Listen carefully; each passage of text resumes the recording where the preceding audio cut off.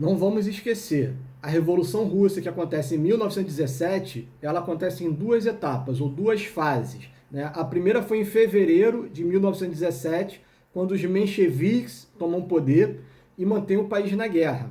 Só que em outubro do mesmo ano, em outubro de 1917, os bolcheviques tomam o poder e tiram o país da guerra, né, em outubro de 1917. Quando os bolcheviques chegam ao poder, eles então vão começar a implantar o socialismo, né, seguindo as ideias de Karl Marx. E qual é a principal ideia, né? Qual é a principal base do pensamento socialista? O socialismo, ele quer acabar com a desigualdade social. Já ouviu falar nisso? Desigualdade social, o que que é? É a diferença entre os mais ricos e os mais pobres. Então você tem lá quem ganha mais, tem quem ganha menos. Essa diferença é a desigualdade social. Qual é a ideia? É acabar com a desigualdade social. O socialismo quer que todo mundo seja igual. E qual o caminho para se alcançar essa igualdade social, de acordo com o pensamento de Karl Marx? É acabando com a propriedade privada. Ou seja, se ninguém for dono de nada, ninguém vai ter mais do que a outra pessoa. E aí todo mundo fica igual. Nesse sentido, todas as coisas, todas as propriedades devem pertencer, né, devem passar para o Estado. Né? Então o Estado, o governo, passaria a ser o dono de tudo, né? E aí as pessoas se tornariam iguais socialmente. Seria o fim da desigualdade social. Por isso, uma das primeiras medidas dos bolcheviques no poder para implantar o socialismo é estatizar empresas.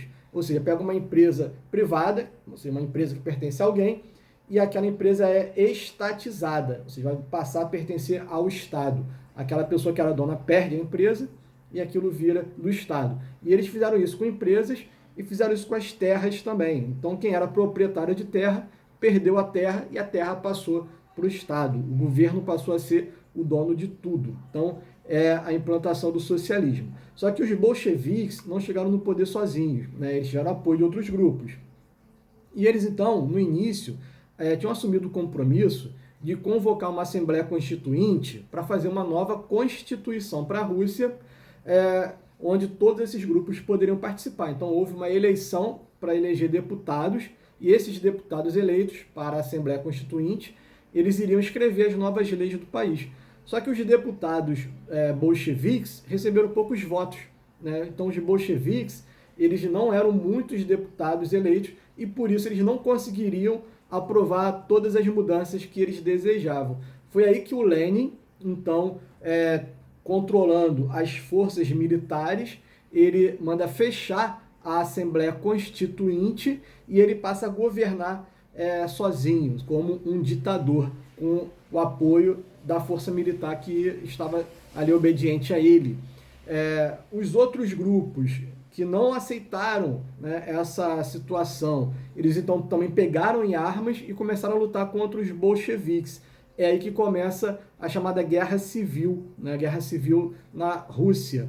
E os bolcheviques, eles vão organizar uma força militar liderada por um cara chamado Trotsky, né? E essa força militar ficou conhecida como Exército Vermelho.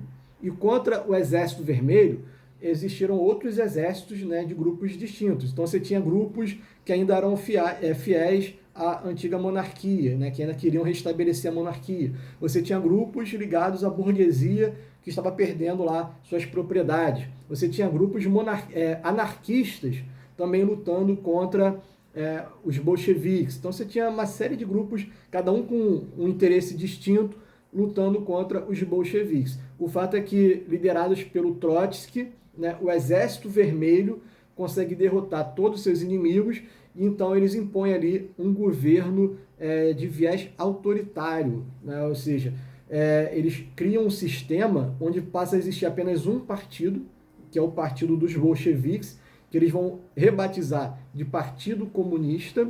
Então aquele Partido Bolcheviques se torna um partido comunista, e esse partido é o único permitido, né? O país, após esse momento, ele também vai ser rebatizado, ele não será mais a Rússia, né? Ele se tornará a União das Repúblicas Socialistas Soviéticas, né? A gente costuma chamar só de União Soviética, mas o nome todo é União das Repúblicas Socialistas Soviéticas. Então, só podia ter um partido, né, não podia ter mais nenhum outro, e se alguém tentasse era preso, né, e qualquer pessoa que se colocasse contra o governo ia mesmo para a prisão ou morte. Inclusive foi o Lenin que criou os primeiros campos de concentração, né, que eles chamavam de gulags, e qualquer um que era considerado ali um traidor, né, ou alguém inconveniente ao governo, era levado para esses gulags e ficava preso lá, normalmente até morrer. Então eram verdadeiros campos de extermínio também, onde os russos, os inimigos dos bolcheviques eram levados, né, para ser exterminados nesses campos. Tá bom?